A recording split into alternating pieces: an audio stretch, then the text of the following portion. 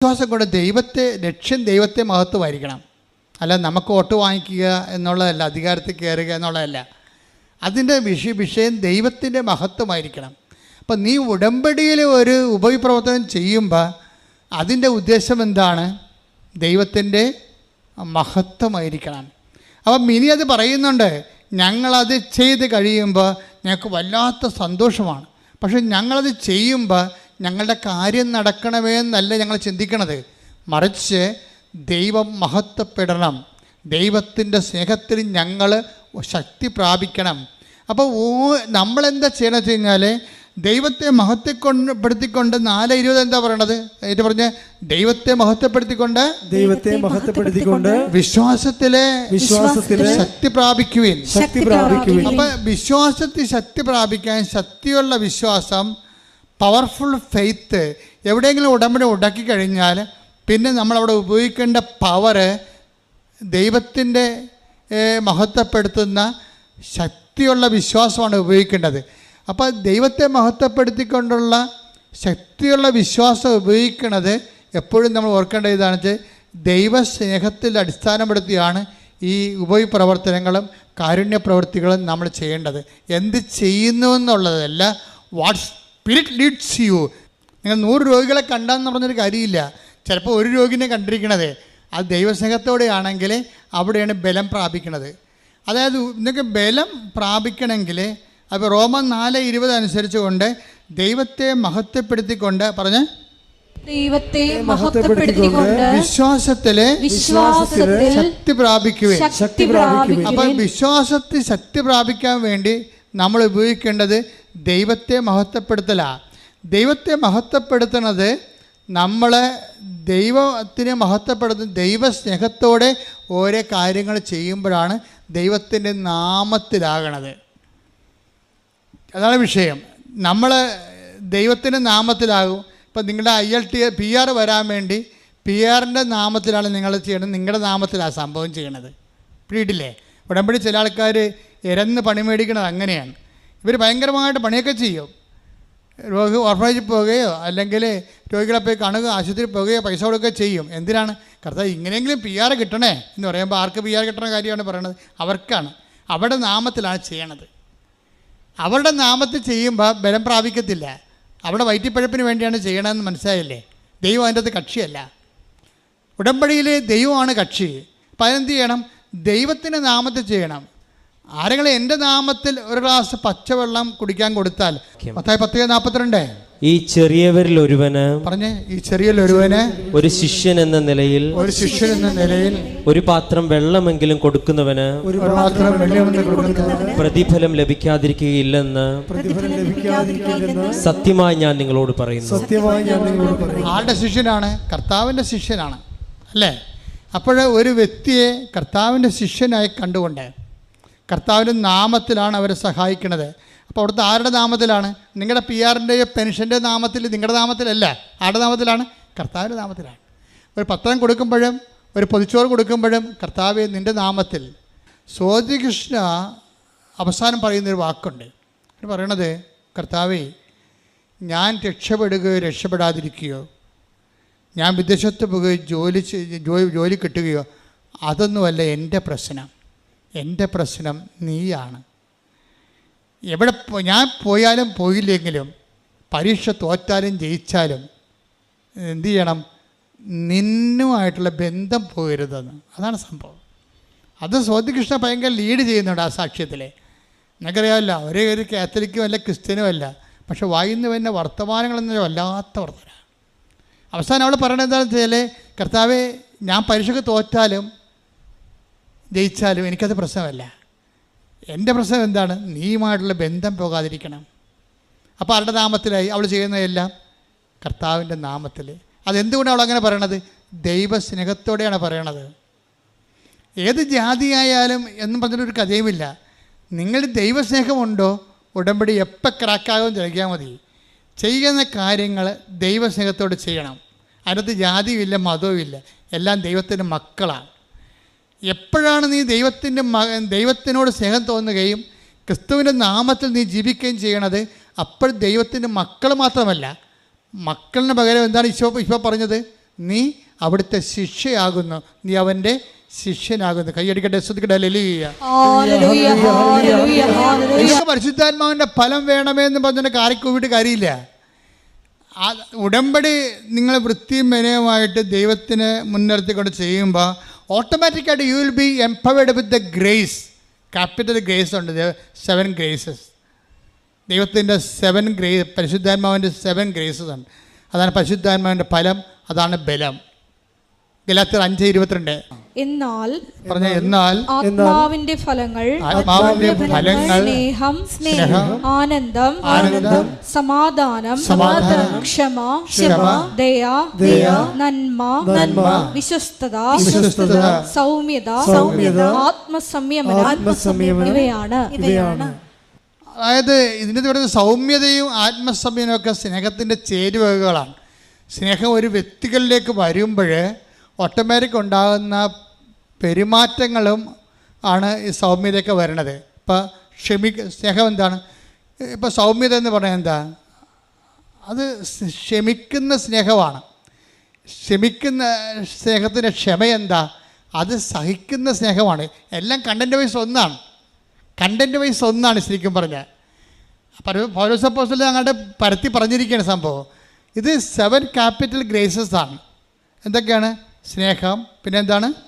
ആനന്ദം, ജോയ്, സമാധാനം, ക്ഷമ, ദയ, നന്മ, വിശ്വസ്തത. ഇത്രയാണ് സംഭവം.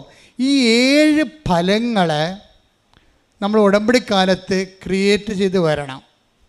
എന്തൊക്കെയാണത്? ഒന്ന് നോക്കിയേ. സ്നേഹം, ആനന്ദം, സമാധാനം, അയച്ചോളൂ. ക്ഷമ, ദയ, നന്മ, വിശ്വസ്തത. ഈ 7 ഫലങ്ങളെ 7 ഫലങ്ങൾ വരുന്നതിന് മുമ്പ് വേറെ ഒരു സംഭവം ഇവിടെ നടക്കണം.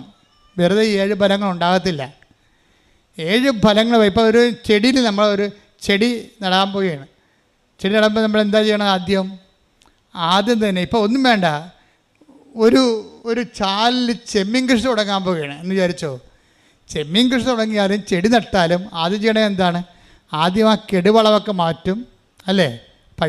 പഴയ മണ്ണൊക്കെ മാറ്റും. പിന്നെ എന്ത് ചെയ്യും? പിന്നെ അടിവളം ഇട്ട് കൊടുക്കും. പിന്നെ എന്ത് ചെയ്യും? അതുപോലെ തന്നെ ചെമ്മീൻ കൃഷിക്കാരാണെങ്കിൽ വെള്ളത്തിൻ്റെ pH നോക്കും. pH കറക്റ്റ് ചെയ്യാൻ കുമ്മായ വിടും. അതിനുശേഷം പിന്നെ എന്ത് ചെയ്യും? വെള്ളം കൊണ്ട് ടെസ്റ്റ് ചെയ്തിട്ട് അതിനകത്ത് വേറെ വല്ല ജീവികൾ, അതുപോലെ തന്നെ ഇനി ഇത് കൂടാതെ ചെമ്മിനെ തിന്നുന്ന ആമകളുണ്ട്, അല്ലെങ്കിൽ ഞണ്ടുണ്ടെങ്കിൽ അതിനൊക്കെ ആദ്യം കരക്ക് പിടിച്ച് കയറ്റും. എല്ലാത്തിനും വെള്ളം അരിച്ചേർക്കും. എന്തിനാണ് ചെമ്മീൻ ഇടണം? അല്ലെങ്കിൽ ആമ അടിച്ച് കളയും എല്ലാത്തിനും, അല്ലെങ്കിൽ ഞണ്ട് തിന്ന് കളയും. ഇതുപോലെ നമ്മുടെ ഈ ആത്മാവിൻ്റെ ഫലങ്ങൾക്ക് മുമ്പ് വേറെ ചില പ്രശ്നങ്ങളുണ്ട്. അതവിടെ ഈ അത്ര ആമയും ഞണ്ടും വേറെ ഉണ്ട്. അത് മാറ്റിയാൽ മാത്രമേ ആത്മാവിൻ്റെ ബലങ്ങളെ പ്രവർത്തിക്കത്തുള്ളൂ. അതെന്തൊക്കെയാണ്? അതും 7 ഉണ്ട്. അതേതാണ്? അത് മത്തായി 15:19 എടുത്തേ.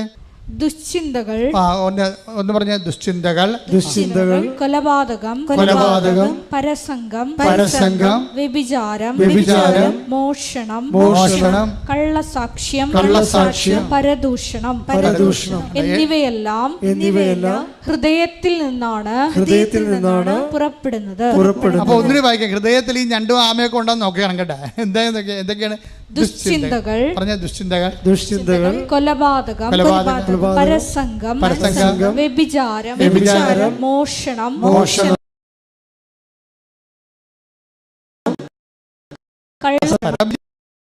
മിണ്ടാതിരിക്കാന്നല്ല കേട്ടാ.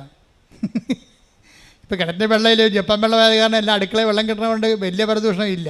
എന്നാലും അടുക്കള പരദൂഷണം കാണും ചിലപ്പോൾ. അത് ശ്രദ്ധിക്കണം ഉടമ്പിലിരിക്കുന്ന ആൾക്കാരെ. ഇപ്പോൾ നമ്മൾ പുറത്ത് ഔട്ട്ഗോയിങ് മിനിസ്ട്രി ഇല്ലെന്നേ ഉള്ളൂ, പക്ഷേ ഇന്റേണൽ മിനിസ്ട്രി നമുക്കുണ്ട്. അകത്ത് അടുക്കള പരദൂഷണമുണ്ട്. ആ കിണറ്റിൻ്റെ കരയിൽ നിന്ന് ജപ്പാൻ വെള്ളം വന്നപ്പോൾ പരദൂഷണം അടുക്കള കരയെന്ന് മാത്രമേ ഉള്ളൂ. നമ്മൾ മാറിയിട്ടില്ലല്ലോ. നിങ്ങൾക്ക് ഇതിനകത്ത് പങ്കുണ്ടാകരുത്. മനസ്സിലായി? ഇതിനകത്ത് ഉടമ്പടിക്കാർക്ക് കാര്യം ദൈവം നിങ്ങളിൽ ലാൻഡ് ചെയ്യേണ്ട സമയമാണ് ഉടമ്പടി. അപ്പോഴേ ദൈവകൃപ ആത്മാവിൻ്റെ 7 ഫലങ്ങൾ വരുന്ന മുമ്പ് 7 പിശാചുക്കളെ പുറത്താക്കണം. അതുകൊണ്ടാണ് കർത്താവ് പറഞ്ഞത് ഇവളിൽ നിന്നാണ് 7 take the bed of goal.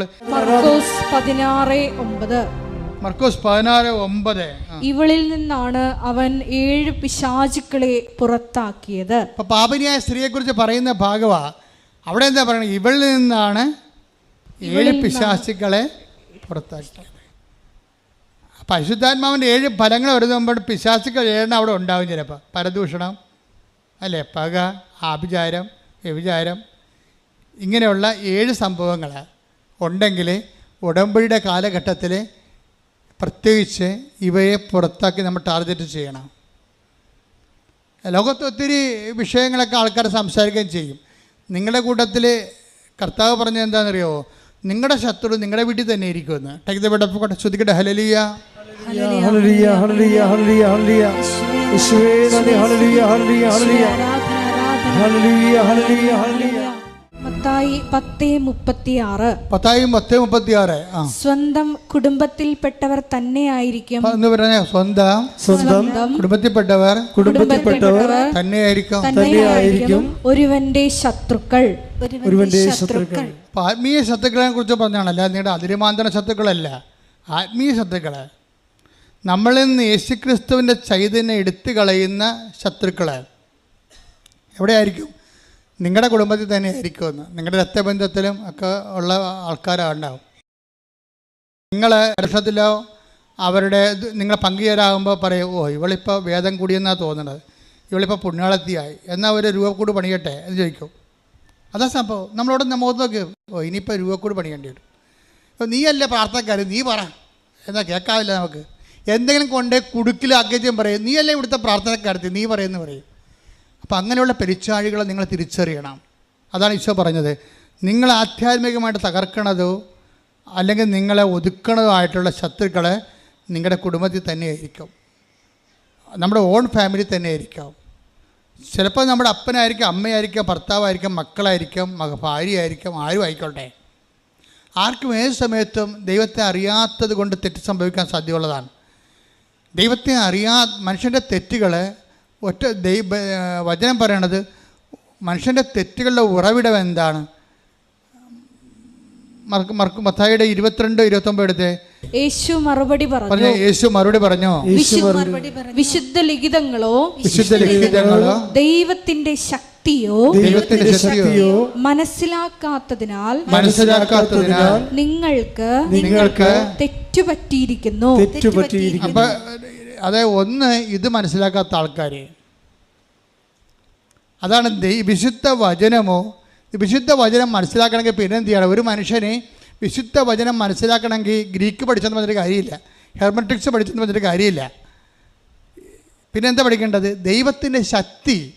വിശുദ്ധ വചനങ്ങൾ പഠിക്കുന്നത് ദൈവത്തിൻ്റെ ശക്തിയെക്കുറിച്ച് അറിയാവുന്നവരാണ് വിശുദ്ധ വചനങ്ങൾ പഠിച്ചു എന്ന് പറയണത്. അപ്പോൾ വിശുദ്ധ ലിഖിതങ്ങൾ എങ്ങനെ മനസ്സിലാക്കണം? വിശുദ്ധ ലിഖിതങ്ങളുടെ ഗ്രാമർ മനസ്സിലാക്കിയിട്ട് കാര്യമില്ല, അതിൻ്റെ ഭാഷയുടെ മൂലശാസ്ത്രം മനസ്സിലാക്കിയിട്ട് കാര്യമില്ല.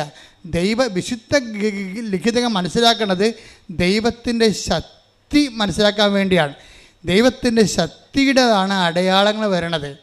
അപ്പം അടയാളങ്ങളെല്ലാം ദൈവത്തിൻ്റെ ശക്തിയുടെ പ്രകടനങ്ങളാണ്. വിശുദ്ധ ഗ്രന്ഥം അറിയുന്നത് ദൈവത്തിൻ്റെ ശക്തി അറിയാൻ വേണ്ടിയാണ്. ബൈബിളിൽ എല്ലായിടത്തും ശക്തി എന്നാ പറയണത്. ക്രിസ്തു ആയാലും പിതാവായ ദൈവമായാലും പരിശുദ്ധാത്മാവായാലും എല്ലാം ശക്തിയുടെ സത്താവിശേഷങ്ങളാണ്. സാരൂപ്യത്തിൽ അവരൊരു വ്യക്തിയാണ്, സത്തയിൽ അവരൊരു ശക്തിയാണ് ശരിക്കും.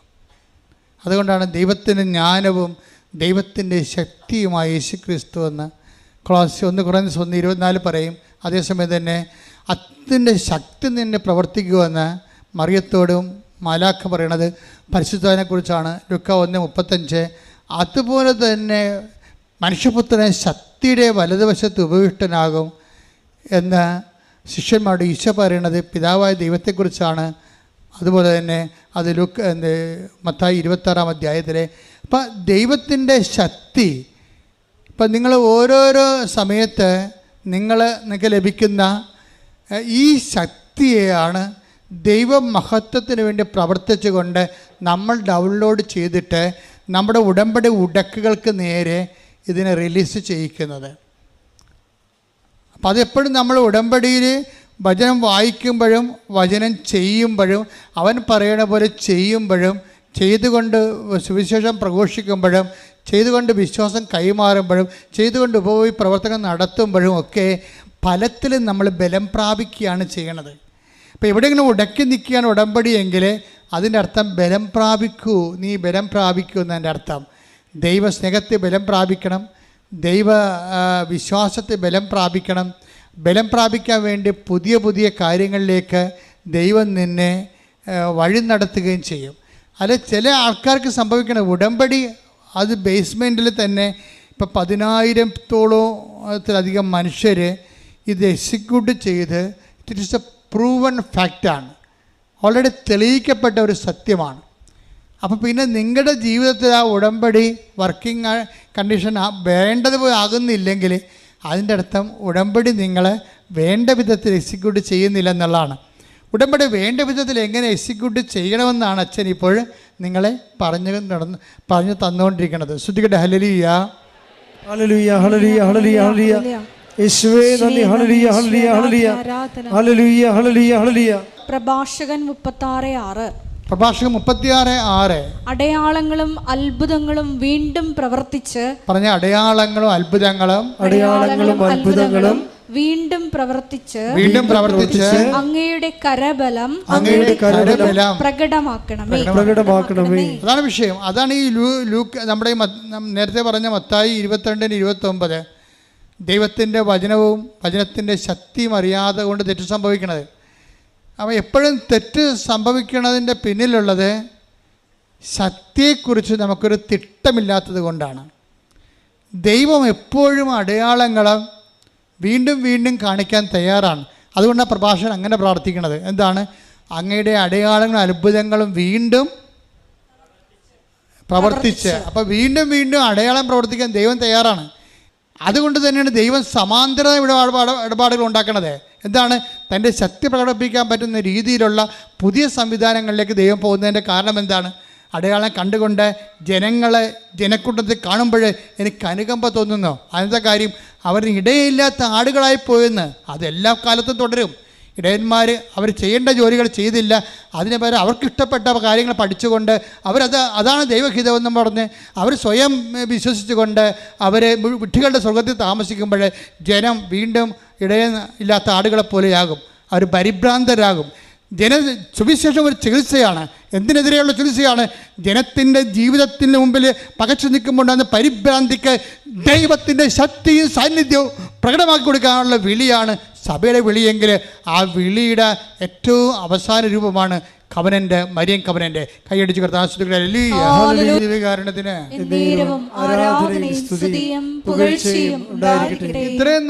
ഇത്രയും നേരം പറഞ്ഞതിൻ്റെ രത്നച്ചുരുക്കമുണ്ട്. എന്നുവെച്ചാൽ കർത്താവ് ചോദിക്കുന്ന ചോദ്യമുണ്ട്. നിങ്ങൾക്കെതിരെ 20,000 പേരുമായിട്ട് വരുന്ന പടയാളികളോട് നിങ്ങളുടെ 10,000 പേരെ കൊണ്ട് ചേർത്ത് നിൽക്കാൻ കഴിയുമോ? അപ്പം നമ്മുടെ മെറിറ്റിനെ കുറിച്ചാണ് സംസാരിക്കുന്നത്. എങ്ങനെയാണ് നമ്മൾ ഗ്രേസിലേക്ക് അപ്ലോഡ് ചെയ്യേണ്ടതെന്ന് പറയുകയാണ്. ലൂക്കാ 14:31 20,000 ഭടന്മാരോട് കൂടെ പറഞ്ഞ 20,000 ഭടന്മാരുടെ കൂടെ തനിക്കെതിരെ വരുന്നവനെ 10,000 കൊണ്ട് നേരിടാൻ സാധിക്കുമോ എന്ന് ആദ്യമേ ആലോചിക്കാതെ മറ്റൊരു രാജാവിനോട് യുദ്ധത്തിന് പോകുന്ന ഏത് രാജാവാണുള്ളത്? അത് സാധ്യമല്ലെങ്കിൽ അവൻ ദൂരത്തായിരിക്കുമ്പോൾ തന്നെ ദൂതന്മാരെ അയച്ച് സമാധാനത്തിന് അപേക്ഷിക്കും. അതായത് എപ്പോഴും നമ്മൾ ശ്രദ്ധിക്കുക, നമ്മളുടെ ഒരു കഴിവ് അതാണ്. നമ്മുടെ 10,000 നമുക്കുള്ളത്. ഇപ്പം ഇതെല്ലാം ഈ ടൈപ്പ് പാർട്ടിയാണ്.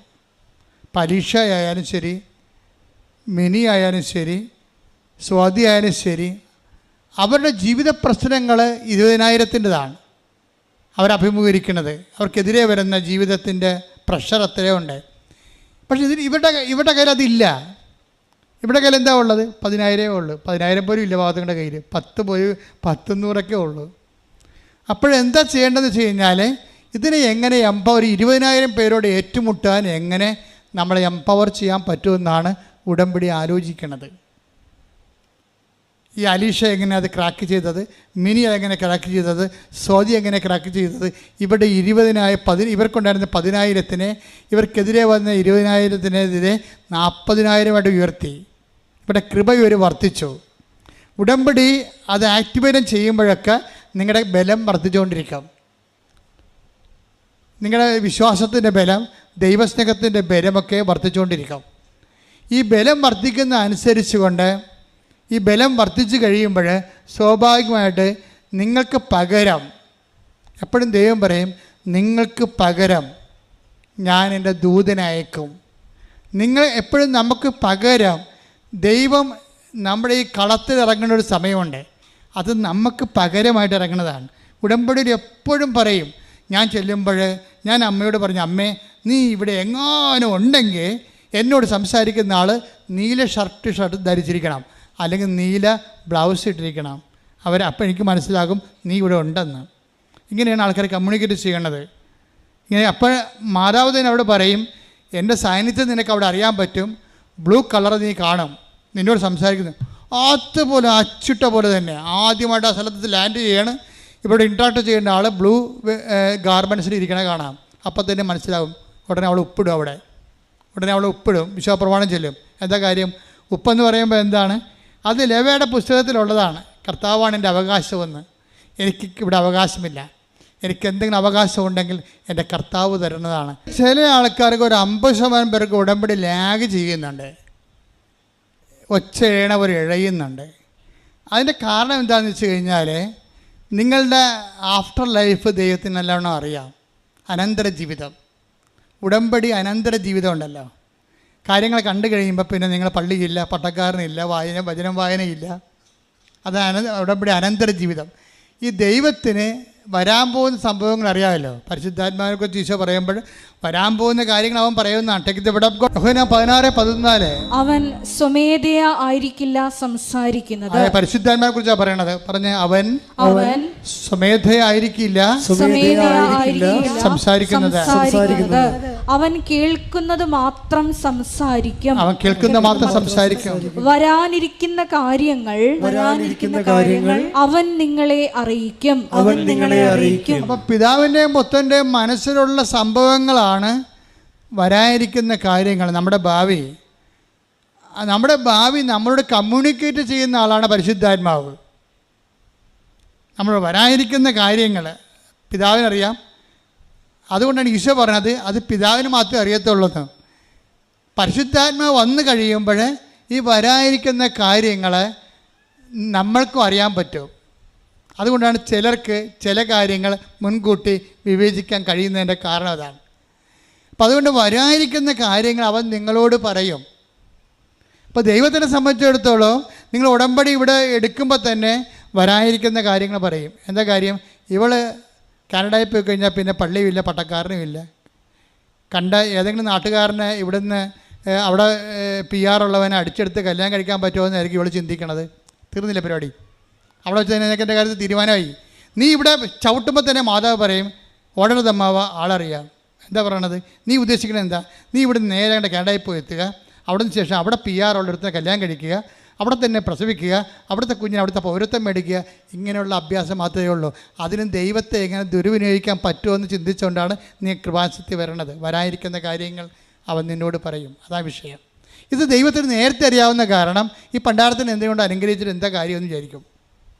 എന്താ കാര്യം? അവരുടെ വയറ് മാത്രമേ ഉള്ളൂ, അവരുടെ ജീവിതം മാത്രമേ ഉള്ളൂ, ദൈവം പ്രാധാന്യമില്ല. അതുകൊണ്ട് ഇവിടെ വിദേശത്ത് പോകാൻ വേണ്ടി വന്ന് നിൽക്കുന്നവരോടെല്ലാം ഞാൻ പറയും, കുർബാന മുടക്കരുത്, കുടുംബപ്രാർത്ഥന മുടക്കരുത്. എനിക്ക് ഈ അപ്പനും അമ്മയും കുഞ്ഞുങ്ങളും എല്ലാം കൂടി വരുമ്പോൾ എനിക്ക് ഭയങ്കര ഇഷ്ടമാണ്. എന്തൊക്കെ അവരെല്ലാവരെയും ബ്ലെസ് ചെയ്തിട്ട് ഒരുമിച്ച് നമുക്ക് പ്രസംഗമല്ല, ഒരുമിച്ച് ഞാൻ അവരെ ഉപദേശിക്കും. ഒരു സിംഗിളായിട്ടൊരു പേഴ്സൺ വന്നതിനേക്കാൾ കൂടി ഒരു കുടുംബമായിട്ടൊരു പേഴ്സൺ വരുമ്പോൾ അംഗീകരിക്കും. കാര്യം പക്ഷേ കുടുംബമായിട്ട് വരുമ്പോൾ അവർക്ക് കുടുംബമായിട്ട് ബന്ധമുള്ളവരായിരിക്കണം, ഉടമ്പടിയുമായിട്ട് ബന്ധമുള്ളവരായിരിക്കണം. ഉടമ്പടി ഇല്ലാത്ത ബന്ധമില്ലാത്ത ഭാര്യ ഉടമ്പടി എടുത്ത് പ്രാർത്ഥിച്ചിട്ട് ഭർത്താവ് അപ്പുറത്ത് വെള്ളം അടിച്ചുകൊണ്ടിരുന്നിട്ട് അച്ഛനെ കാണാൻ ഡേറ്റ് ആകുമ്പോൾ പുള്ളിക്കാരൻ കെട്ടിയെടുത്ത് വന്നാൽ ഞങ്ങൾക്കറിയാൻ പറ്റും. മാറിക്കണമെന്ന് പറയും ഞാൻ. കാര്യം അയാൾക്കറിയാം അയാൾ ഇതിൻ്റെ ഓഹരിയില്ലാത്ത ആളാണ്. അപ്പോൾ എനിക്കറിയാം ചുമ്മാ തലേ തുണിയിട്ട് വന്ന് അടിച്ചു മാറ്റാൻ നോക്കുകയാണ്. അതല്ല, നമുക്ക് ആൾക്കാരെ കാണുമ്പോൾ അറിയാം കറക്റ്റും കർത്താവിൻ്റെ ലെവലിലാണ് അത് പോണത്. ഇനി ചില ആൾക്കാർക്കുണ്ട് ഒരു അനുഗ്രഹം മേടിച്ച് കിട്ടിയാൽ പിന്നെ ജീവിതം കർപ്പീകരിക്കാൻ വേണ്ടി ദൈവത്തോട് ഓപ്പൺനെസ് ഉള്ളവരുണ്ട്. അവരെ കാണുമ്പോൾ നമുക്കറിയാൻ പറ്റും.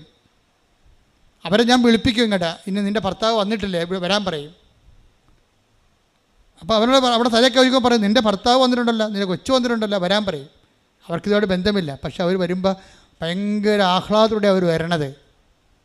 അപ്പോൾ അവരതോടുകൂടി തീരുമാനിക്കുകയാണ്, ഇനി ഞങ്ങൾക്ക് കർത്താവിന് വേണ്ടി ജീവിക്കുമെന്നും പറഞ്ഞുകൊണ്ട്. ഇതൊരു കൃത്യമായിട്ട് നമ്മൾ ദൈവത്തിലേക്കുള്ള ഒരു തിരിച്ചുവരവും ഒരുമിച്ച് ദൈവവുമായിട്ടുള്ള ജീവിതവുമാണ്. ഞാൻ നിങ്ങളോട് എന്താ പറയണമെന്ന് വെച്ച് കഴിഞ്ഞാൽ, ഇങ്ങനെ ഒരു ലെവലിലേക്ക് നിങ്ങൾ ആദ്യമേ വരുമ്പോൾ തന്നെ നിങ്ങൾ ദൈവത്തിന് നിങ്ങളെക്കുറിച്ച് അറിയാൻ പറ്റും. നിങ്ങളുടെ അനന്തരം ഉടമ്പടി അനന്തര ജീവിതത്തെക്കുറിച്ച് അറിയാൻ പറ്റും. അതുകൊണ്ട് ഇപ്പം തന്നെ നിങ്ങൾ മുൻകൂർ ജാമ്യം എടുക്കണം. അപ്പോൾ കർത്താവ് പറഞ്ഞ അതാണ്, നിനക്ക് തോൽപ്പിക്കാം, നീ തോക്കുമെന്ന് കണ്ടാൽ മുൻകൂട്ടി ചെന്ന് അവനുമായിട്ട് അനുരഞ്ജനപ്പെടണമെന്ന്. അതുപോലെ തന്നെ നീ ഈ വിഷയത്തിൽ നാളെ പിഴച്ചു പോകുമെന്ന് കണ്ടു കഴിഞ്ഞാൽ ആദ്യമേ തന്നെ കർത്താവുമായിട്ട് അനുരഞ്ജനപ്പെടണം. കർത്താവേ, ഞാൻ വീഴാതിരിക്കാൻ എന്നെ താങ്ങണം, എനിക്ക് സത്യസന്ധമായിട്ട് ജീവിക്കാൻ ആഗ്രഹമുണ്ട്, നീ എന്നെ സഹായിക്കണമെന്ന് ആത്മാർത്ഥത്തോട് പറഞ്ഞാൽ കർത്താവ് നിന്നെ സഹായിക്കും. പക്ഷേ അതേസമയം നമ്മൾ ശ്രദ്ധിക്കേണ്ട കാര്യം, ഉടമ്പടി അനന്തര ജീവിതം ഉടമ്പടിയുടെ സമയത്ത് പ്രധാനപ്പെട്ട കാര്യമാണ്. കാര്യം നീ ഒരു കാര്യം കണ്ടിട്ട് പിന്നെ ഉടമ്പടിയൊക്കെ വലിയ പാടല്ലേ ജീവിക്കാൻ, ആർക്കൊണ്ട് പറ്റുമെന്നൊക്കെ പറഞ്ഞുകൊണ്ടിരിക്കും. ചിലർ കഠിനമാണെന്നൊക്കെ പറയും. അവർക്ക് ചിലപ്പോൾ കഠിനമായിരിക്കും, കഠിനമല്ലെന്ന്. കാരണം അവരുടെ ജീവിതം അങ്ങനെ വഴിപിഴച്ച ജീവിതമായിരിക്കും ചിലപ്പോൾ. ഇപ്പോൾ ഒരു ആവശ്യം വന്നപ്പോൾ മാത്രം ദൈവത്തിലേക്ക് വന്നിട്ട് വല്ലതും ഒക്കണമെങ്കിൽ ഒക്കട്ടെന്ന് വിചാരിച്ചുകൊണ്ടുള്ള ഒരു അഭ്യാസമായിരിക്കും നടത്തുന്നത്. പക്ഷെ അവർക്കും ഒരു അവസരം ദൈവം തരികയാണ്. അനുഗ്രഹം ലഭിച്ചു കഴിഞ്ഞാൽ പിന്നെ കൃപയിൽ നിൽക്കാൻ ഇതൊരു അവസരമാണ് നിങ്ങൾക്ക്. കർത്താവ് എന്നെ നിലനിർത്തി തരണമെന്ന് നിങ്ങൾ പ്രാർത്ഥിക്കണം. നിലനിർത്തി ഈ അരൂപിയിൽ നിലനിർത്തി തരണമെന്ന് പ്രാർത്ഥിക്കണം. അല്ലെങ്കിൽ ഉള്ള കുഴപ്പം എന്താ നിങ്ങൾക്കറിയാവോ? ഒരുത്തൻ ഒരിക്കൽ രക്ഷപ്പെട്ട് കഴിഞ്ഞാൽ വീണ്ടും അവൻ പഴയ അവസ്ഥയിലേക്ക് ഇപ്പോൾ ഉടമ്പടി എടുത്തു, നിങ്ങൾ ഉടമ്പടി കൃപയിലേക്ക് വന്നു, വീണ്ടും നിങ്ങൾ വീണു പോയാൽ എബ്രായർ 6:4 ഒരിക്കൽ പ്രകാശം ലഭിക്കുകയും ഒരിക്കൽ പ്രകാശം ലഭിക്കുകയും സ്വർഗീയ സമ്മാനം ആസ്വദിച്ചറിയുകയും പരിശുദ്ധാത്മാവിൽ പങ്കുകാരാവുകയും ദൈവവചനത്തിന്റെ നന്മയും വരാനിരിക്കുന്ന യുഗത്തിന്റെ ശക്തിയും രുചിച്ചറിയുകയും ചെയ്തവർ വീണു പോവുകയാണെങ്കിൽ അവരെ അനുതാപത്തിലേക്ക് പുനരാനയിക്കുക അസാധ്യമാണ്. ഉടമ്പടി ജീവിതത്തിന് ശേഷം അനുഗ്രഹം കിട്ടി അഭിഷേകം ലഭിച്ചതിന് ശേഷം വീണ്ടും അളിയാൻ പറഞ്ഞ് ആഘോഷിക്കാൻ പറഞ്ഞ് അങ്ങനെ ആഘോഷിക്കാൻ പോയാൽ പിന്നെ തിരിച്ചു വരാൻ പിന്നെ ഉടമ്പടി എടുത്ത് വിജയിക്കത്തില്ല. അതാണ് വിഷയം. അവനെ പട്ടി എന്നൊക്കെ വിളിക്കണം ദൈവം, പട്ടി പന്നി എന്നൊക്കെ വിളിക്കണം. ഉടമ്പടി എടുത്തതിന് ശേഷം അവൻ വിശുദ്ധി പ്രാപിച്ചു, ദൈവത്തിൻ്റെ കൃപ മനസ്സിലാക്കിയ ശേഷം വീണ്ടും ഏതെങ്കിലും തരത്തിൽ കുരുങ്ങിപ്പോവുകയാണെങ്കിൽ, അവൻ്റെ ജഡികമായ മോഹങ്ങളെ കുരുങ്ങിപ്പോവുകയാണെങ്കിൽ അവന് ദൈവം വിളിക്കുന്നത് പന്നി എന്നാണ്, അല്ലെ പട്ടി എന്നാണ്. അപ്പോൾ അതൊക്കെ മനസ്സിലായില്ലേ? കുളിച്ച പന്നി ചെളി കിടന്ന് വീണ്ടും ഉരുളുന്നു, പട്ടി ഛർദ്ദിച്ച് തന്നെ പിന്നെയും തിന്നുന്നു. കണ്ടാ, ആ പഴയ മ്ലേച്ഛത വീണ്ടും തിന്നണമെന്നാണ് പറയണത്. നായ് ഛർദ്ദിച്ചത് തന്നെ വീണ്ടും ഭക്ഷിക്കുന്നു. ഉടമ്പടി ഉഴപ്പിയിട്ട് പിന്നെ പഴയ ജീവിതത്തിലേക്ക് പോയി കഴിഞ്ഞാൽ വിളിക്കണ വിളിയാണ് ആരും നായായി, പിന്നെ പട്ടിയായി. പട്ടി ഛർദ്ദിച്ചത് തന്നെ വീണ്ടും ഭക്ഷിക്കുന്നു. പഴയ അഴുക്ക് കെട്ട ജീവിതത്തിലേക്ക് പോവുകയാണ്, വീണ്ടും ഭക്ഷിക്കുന്നു. കുളിച്ച പന്നി ചെളിക്കുണ്ടിൽ വീണ്ടും ഉരുളുന്നു എന്ന പഴമൊഴി അവരെ സംബന്ധിച്ച് ശരിയാണ്. സംബന്ധിച്ചിടത്തോളം ശരിയാണ്. ഇപ്പം മനസ്സിലായില്ലേ? ഒറ്റടക്ക് പോകത്തില്ലെന്ന് മനസ്സിലായില്ലേ? ഇപ്പം നമ്മൾ എപ്പോഴും ഓർത്തേക്കണം, ഇതൊരു ദൈവമായിട്ട് ഇടപെടുന്നത്. ദൈവത്തിന് മരണമില്ലാത്ത കാരണം ഇത് ജീവിതം. ഇപ്പം ഞാൻ ഇന്നലെ അയർലൻഡിൽ നിന്ന് ഒരു അച്ഛൻ വന്നു, എന്നെ അയർലൻഡ് ധ്യാനിപ്പിക്കാൻ കൊണ്ടുപോയ അച്ഛനാണ്. അപ്പം അദ്ദേഹം ചങ്ങനാശ്ശേരിക്കാരനാണ്. അദ്ദേഹം ഇവിടെ വന്നപ്പോൾ എന്നെ കാണാൻ വന്നപ്പോൾ അദ്ദേഹം എന്നോട് എന്ത് സന്തോഷവും സ്നേഹമാണ്. എന്താ പറഞ്ഞാൽ, എൻ്റെ അച്ഛാ, കഴിഞ്ഞ കൊല്ലം അയർലൻഡിൽ നടത്തിയ ഉടമ്പടിയുടെ ആൾക്കാർ, ഉടമ്പടി ധ്യാനമാണ് അവിടെ നടത്തിയത്, അവർ ഇന്നും നമ്മുടെ എല്ലാ പള്ളികളിലും നിറഞ്ഞു നിൽക്കുകയാണ്. അവരെല്ലാവരും ഇന്ന് കുമ്പസാരിക്കുന്നുണ്ട്, എല്ലാവരും ഇന്ന് കുർബാന സ്വീകരിക്കുന്നുണ്ട്, അവരാരൂപി വിട്ടു പോകണില്ലെന്ന്. എന്ത് രസമാണ് കേൾക്കാൻ. ഒരു ഫോളോ അപ്പുമില്ല, ആരും അവിടെ ചെല്ലണില്ല. ഉടമ്പടി അതിൽ തന്നെ സെൽഫായിട്ട് തന്നെ നിങ്ങൾ നിലനിർത്തും. കാര്യം ഉടമ്പടിയിൽ അരൂപി അഭിഷേകം കിട്ടിക്കഴിഞ്ഞാൽ വേറെ അരൂപി നിങ്ങളില്ലെങ്കിൽ അതവിടെ തന്നെ വസിക്കും. അതാണ് പ്രശ്നം. പക്ഷേ ഉണ്ടെങ്കിൽ, വേറെ അരൂപി ഉണ്ടെങ്കിൽ, നീ ഒരു സമാധാനം ആശംസിച്ച് കഴിഞ്ഞാൽ, നീ ഒരു സ്നേഹം ആശംസിച്ച് കഴിഞ്ഞാൽ, നീ ഒരു വിശ്വാസം ആശംസിച്ച് കഴിഞ്ഞാൽ, അതിനോട് സഹകരിക്കാനുള്ള അരൂപി അവിടെ ഇല്ലെങ്കിൽ ഇത് റിട്ടേൺ അടിക്കും. അനുഗ്രഹത്തിൻ്റെയൊക്കെ ഒരു പ്രശ്നം അതാണ്. നീ ഏത് ഭവനത്തിൽ ഇട്ടേക്കപ്പെടുമ്പോൾ 10:12 നിങ്ങൾ ആ ഭവനത്തിൽ പ്രവേശിക്കുമ്പോൾ അതിന് സമാധാനം ആശംസിക്കണം. സമാധാനം പരിശുദ്ധാത്മാവിന്റെ ഫലമാണ് സമാധാനം. ആ ഭവനം അർഹതയുള്ളതാണെങ്കിൽ, പരിശുദ്ധാത്മാവിന് സ്വീകരിക്കാൻ അർഹതയുള്ളതാണെങ്കിൽ നിങ്ങളുടെ സമാധാനം അതിൽ വസിക്കട്ടെ. നിലനിൽക്കും. അർഹതയില്ലാത്തതെങ്കിൽ, അർഹതയില്ലാത്ത വേറെ അരൂപി ഉണ്ടല്ലോ, വേറെ അരൂപി. സായിപ്പ് വരുമ്പോൾ കവാത്ത് മറക്കത്തില്ലേ, നോട്ട് ഇട്ടിപ്പിക്കാം, അല്ലെങ്കിൽ അവിടെ കൊണ്ടുപോകാം, ഇവിടെ കൊണ്ടുപോകാം ഇതൊക്കെ പറഞ്ഞു വരുമ്പോൾ, അല്ലെങ്കിൽ വേറെ ഭാര്യ ജീവിച്ചിരിക്കുമ്പോൾ തന്നെ വേറെ ഒരു കുറച്ചുകൂടി ഇങ്ങനെ പങ്കുള്ള പെണ്ണ് കാണുമ്പോൾ ഇവൻ ഇങ്ങനെ ഒലിപ്പിച്ചോണ്ട് നോക്കിക്കഴിഞ്ഞാൽ തന്നെ അരുവി വേറെയാണെന്ന് മനസ്സിലായില്ലേ? അത് ഭർത്താവിന് മാത്രമല്ല, ഭാര്യയ്ക്കും ബാധകമാണ്. നിൻ്റെ ശരീരത്തിന് എതിരായിട്ടുള്ളൊരു പാപം നിൻ്റെ കയ്യിൽ നിന്ന് വന്നാൽ അരുവി ചേഞ്ച് ചെയ്യുന്നർത്ഥം. ജഡാരുവിയിലായി നീ പ്രവർത്തിക്കണത്. ഈ ജഡാരുവി വന്നു കഴിഞ്ഞാൽ എന്ത് ചെയ്യും? പിന്നെ അവിടെ എന്ത് ചെയ്യും? റിട്ടേൺ ചെയ്യും, തിരിച്ചു പോരും. പരിശുദ്ധാത്മാവ് തിരിച്ചു പോരും. അതാണ് അതിൻ്റെ അരൂപി അവിടെ ഉണ്ടെങ്കിൽ അതവിടെ നിലനിൽക്കും. അപ്പോൾ ഈ ദൈവകൃപയിൽ നിലനിൽക്കുകയാണെങ്കിൽ നീ ഉടമ്പടി ഐശ്വര്യങ്ങൾ ഇങ്ങനെ തുടർന്നു കൊണ്ടേയിരിക്കും. നീ ദൈവകൃപയിൽ നിന്ന് വ്യതിലിച്ച് വാങ്ങിയ സാധനം തിട്ടടിക്കാം. തിട്ടടിച്ചാൽ എന്ത് ചെയ്യും? പ്രൊട്ടക്ഷൻ പോകും. പക്ഷെ അങ്ങനെ ഈ പ്രൊട്ടക്ഷൻ പോകുന്നതുകൊണ്ട് ഇത് അവസാനിക്കത്തില്ല. വൺസ് ദൈവം ഇറങ്ങിപ്പോന്നു കഴിഞ്ഞാൽ ഉള്ള കുഴപ്പം എന്താ?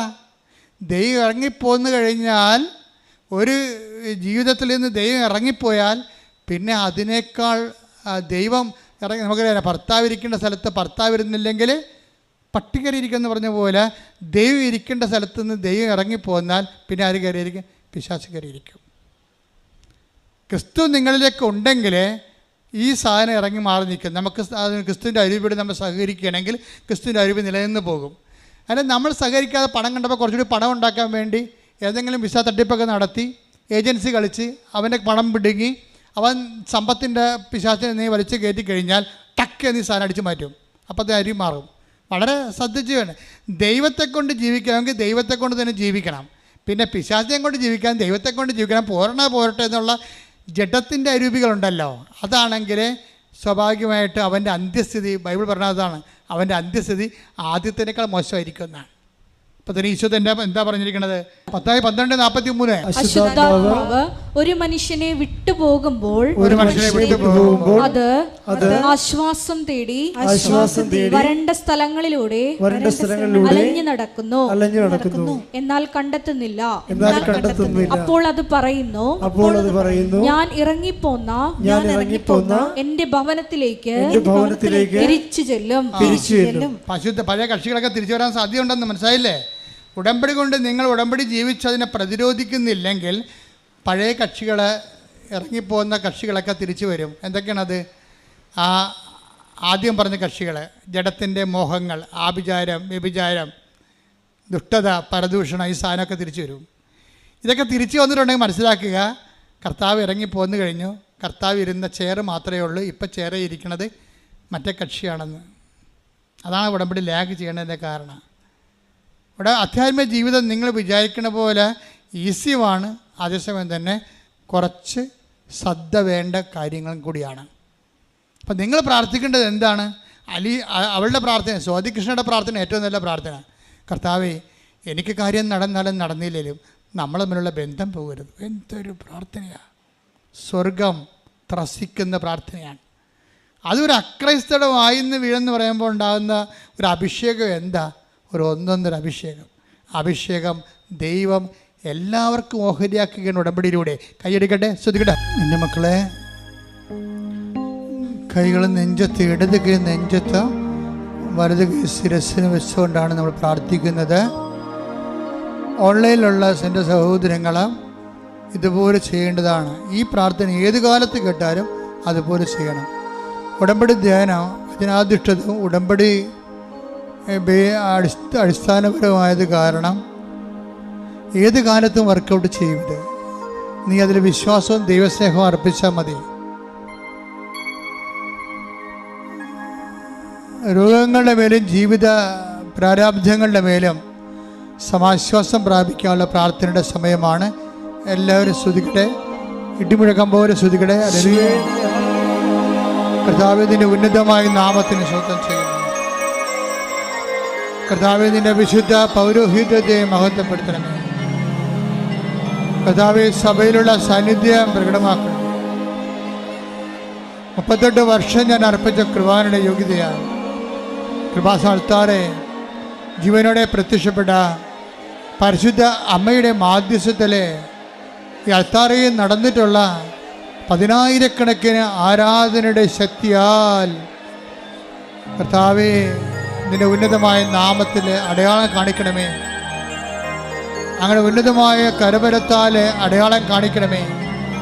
കർത്താവേ, ഓരോ മകൻ്റെ മേലും മകളുടെ മേലും അങ്ങ് തിരുമുറുമാർന്ന വലതുകരം ആണിപ്രദാർന്ന അത്ഭുതകരം വെക്കണമേ. അപ്പാ, അങ്ങിപ്പോൾ തന്നെ യേശുക്രിസ്തു നാമത്തിൽ അടയാളം കാണിക്കണമേ. അപ്പാ, അങ്ങിപ്പോൾ തന്നെ യേശുക്രിസ്തു നാമത്തിൽ അത്ഭുതങ്ങൾ വർഷിക്കണമേ. അപ്പാ, എല്ലാ മക്കളും, തളർന്നു പോയ മക്കള്, വാടിപ്പോയ മക്കള്, ആറിപ്പോയ മക്കള് എല്ലാം പരിശുദ്ധാത്മാവിൽ ശക്തിപ്പെടണമെന്ന് പ്രാർത്ഥിക്കുന്നപ്പാ. കർത്താവിൻ്റെ ശക്തി ഇടിമുഴക്കം പോലെ, അടുപ്പിട പോലെ ഓരോ മകൻ്റെ മേലും ഓരോ മകളുടെ മേലും പതിക്കട്ടെ. എല്ലാ ഉച്ചുമുതൽ ഉള്ളംകാൽ വരെ കർത്താവിൻ്റെ രക്തം പടരട്ടെ. ഉച്ചുമുതൽ ഉള്ളംകാൽ വരെ കർത്താവിൻ്റെ രക്തം പടരട്ടെ. എല്ലാ കോശങ്ങളിലും, എല്ലാ പേശികളിലും, എല്ലാ ആന്തരിക അവയവങ്ങളിലും കർത്താവിൻ്റെ രക്തം പടരട്ടെ. വാതരോഗങ്ങൾ, PCOD രോഗങ്ങൾ, ഫിസ്റ്റുല രോഗങ്ങൾ, തൈറോയ്ഡ് രോഗങ്ങൾ, പ്രോസ്റ്റേറ്റ് രോഗങ്ങൾ, ഗർഭാശയ രോഗങ്ങൾ, ആമാശയ രോഗങ്ങൾ, കരരോഗങ്ങൾ, കിഡ്നി രോഗങ്ങൾ, ക്യാൻസർ രോഗങ്ങൾ, എപ്പിലെപ്സി രോഗങ്ങൾ, ഓട്ടിസം രോഗങ്ങൾ യേശു ക്രിസ്തുവിൻ്റെ ഉന്നതമായ നാമത്തിൽ മാറിപ്പോകട്ടെ. ശ്രുതികട്ടെ, ശ്രുതികട്ടെ.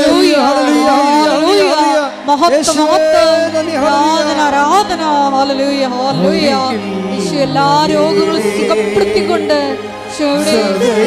നാമത്തെ ആരാധനയിലൂടെ വീണ്ടും വീണ്ടും മഹത്വപ്പെടുത്തണമേ.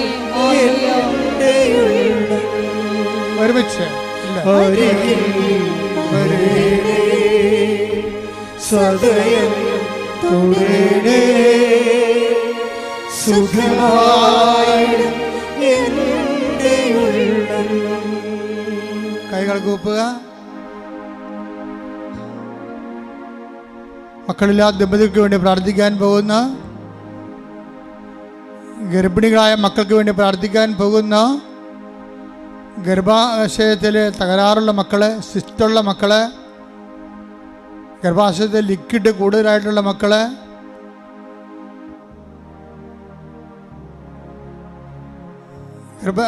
ഗർഭസംബന്ധമായ അരിഷ്ടതകളിലൂടെ പോകുന്നവരെ, അവരെല്ലാവരെയും പരിശുദ്ധ അമ്മയുടെ മാധ്യസ്ഥത്തിൽ ഈശോ കേൾപ്പിക്കുന്ന സമയമാണ്. വ്യത്യസ്തങ്ങളായ രോഗങ്ങൾക്ക് ചികിത്സയിലിരിക്കുന്നവര്, അവരെല്ലാം പരിശുദ്ധ ഈ അൾത്താരയിൽ നടന്ന 10,000-കണക്കിന് ഉടമ്പടിയുടെ പിൻബലത്താലാണ് അവർക്ക് വേണ്ടി പ്രാർത്ഥിക്കുന്നത്. അന്യരാജ്യങ്ങളിൽ അകപ്പെട്ടിരിക്കുന്നവര്, വിസ നഷ്ടപ്പെട്ടവര്, കയറിപ്പോരേണ്ടി വരണവര്, കേസിൽ അകപ്പെട്ടിരിക്കുന്നവര്, ജപ്തി നടപടിക്കാര്, സ്ഥലം വിൽക്കാൻ ആഗ്രഹിക്കുന്നവര്, ഭവനരഹിതര്, കുടുംബ കോടതിയിൽ കേസുമായിട്ടിരിക്കുന്നവര്, പിരിഞ്ഞു പോകുന്നവര്, തിരിച്ചു വരാൻ ആഗ്രഹിക്കുന്നവര്, വിവാഹത്തിലുണ്ടാകുന്ന എല്ലാ തടസ്സങ്ങളിലും വിഷമിക്കുന്നവര് എല്ലാവരും സമർപ്പിച്ചുകൊണ്ട് പ്രാർത്ഥിക്കുന്ന സമയമാണ്. കർത്താവേ, നിൻ്റെ തിരുമുറുപാടുന്ന, നിൻ്റെ ആണിപ്പെടുതാർന്ന അത്ഭുതകരത്താൽ മക്കളെ സ്പർശിക്കണമേ. കർത്താവെ, കരുണ കാട്ടണമേ. നിൻ്റെ തിരുവിലാലും മുറിവിനെ ഓർത്ത് കരുണ കാട്ടണമേ. നിൻ്റെ മുൾക്കിടത്തിലെ ചോരപ്പാടുകളെ ഓർത്തുകൊണ്ട് കരുണ കാട്ടണമേ. നിന്റെ മരക്കുരിശിനെ ഓർത്തവന് കരുണ കാട്ടണമേ.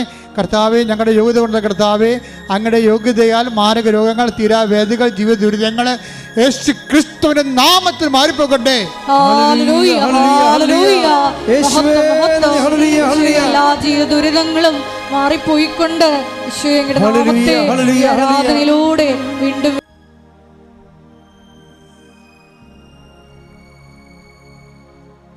ആശീർവാദം. ഒരിക്കൽ കൂടി മരിയൻ ഉടമ്പടിയിൽ സമർപ്പിച്ചിരിക്കുന്ന എല്ലാ വിഷയങ്ങളും ദൈവമാതാവിൻ്റെ മധ്യസ്ഥയിൽ ദിവ്യകാരുണ്യ സന്നിധിയിൽ സമർപ്പിച്ച് നമുക്കൊരു നിമിഷം മൗനമായിട്ട് പ്രാർത്ഥിക്കാം.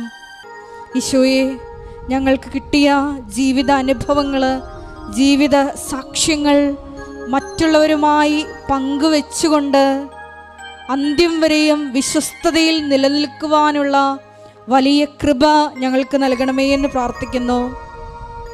സാക്ഷ്യ ജീവിതവും പ്രേക്ഷിത പ്രവർത്തനവുമെല്ലാം ഈശോയെ ഞങ്ങളുടെ സമ്പത്ത് പങ്കുവയ്ക്കുന്നതിനേക്കാൾ അപ്പുറം ഞങ്ങൾക്കുള്ള കഴിവുകളും സമയങ്ങളും അത് ആവശ്യമുള്ളവരുമായിട്ട് പങ്കുവയ്ക്കുക എന്നതുകൂടിയാണെന്നുള്ള വലിയ വചന വിചിന്തനത്തിന് ഞങ്ങൾ നന്ദി പറയുന്നു. ഈശോയെ, ഞങ്ങൾക്ക് കിട്ടിയ കൃപകളെല്ലാം ഈശോയെ അത് ദൈവസ്നേഹത്തോടെ നിന്റെ നാമ മഹത്വത്തിനായി മറ്റുള്ളവർക്ക് കൂടി പങ്കുവെച്ചു കൊടുക്കുവാൻ ഈ ആരാധനയിലൂടെ ഞങ്ങളെ അഭിഷേകം ചെയ്യണമേ എന്ന് പ്രാർത്ഥിച്ചുകൊണ്ട് ശിരസ് നമിച്ച് നമുക്ക് ദിവ്യകാരുണ്യനാഥൻ്റെ ആശീർവാദം സ്വീകരിക്കാം.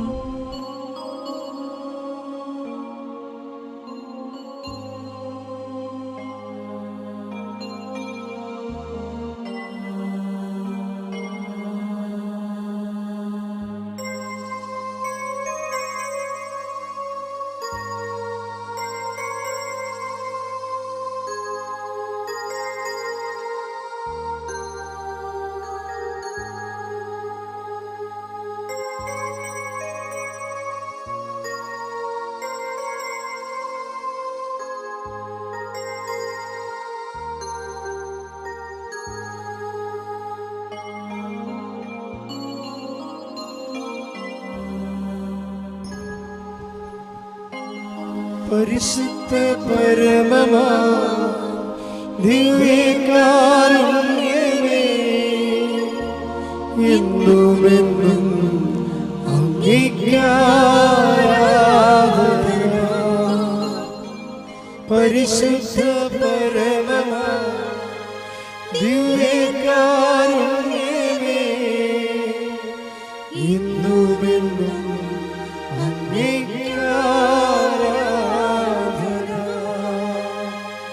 പരിശുദ്ധ പരമമാ ദിവ്യകാരുണ്യമേ, എന്നുമെന്നും അങ്ങേക്കാരാധന.